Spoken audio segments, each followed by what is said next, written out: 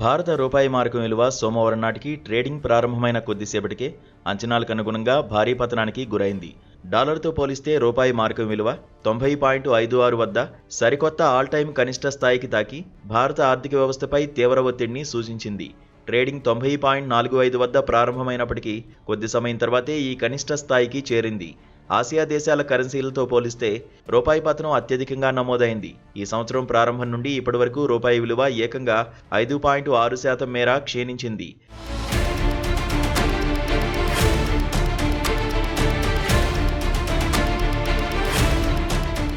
Market వర్గాల విశ్లేషణ ప్రకారం రూపాయి విలువ క్షీణతకు ప్రధాన కారణం అమెరికా, భారత్ మధ్య వాణిజ్య ఒప్పందం ఆలస్యం కావడమే. వాణిజ్య డీల్ కుదరకపోవడం వల్ల భారత ఎగుమతులపై తీవ్ర ప్రతికూల ప్రభావం పడుతోంది.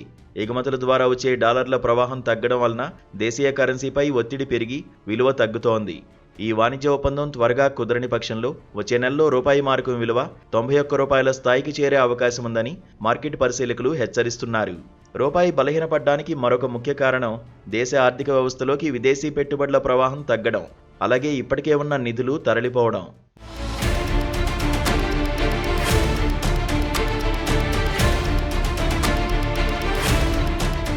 బాండ్, ఈక్విటీ మార్కెట్ల నుంచి ఎఫ్పిఐ పోర్ట్ఫోలియో నిధులు పెద్ద ఎత్తున తరలిపోతుండడం కరెన్సీ విలువపై ఒత్తిడిని పెంచుతోంది. ఎన్ఎస్సి డిసెంబర్ 12 నాటి డేటా ప్రకారం విదేశీ సంస్థాగత మదుపరులు 1114 కోట్ల రూపాయల విలువైన ఈక్విటీలను విక్రయించారు. దీనికి విరుద్ధంగా దేశీయ సంస్థాగత మదుపరులు మాత్రం పెట్టుబడులు కొనసాగించి మార్కెట్కు కొంత మద్దతుగా నిలుస్తున్నారు.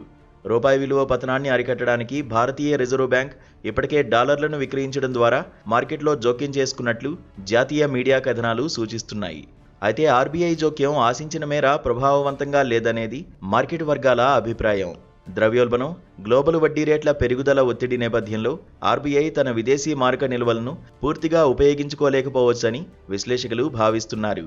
భారత్ యుఎస్ వాణిజ్య డీల్ కుదరడంపై సానుకూల సంకేతాలు వెలువడుతున్న నేపథ్యంలో రాబోయే రోజుల్లో రూపాయికి తాత్కాలిక ఊరట లభించే అవకాశముందని మార్కెట్ వర్గాలు అంచనా వేస్తున్నాయి.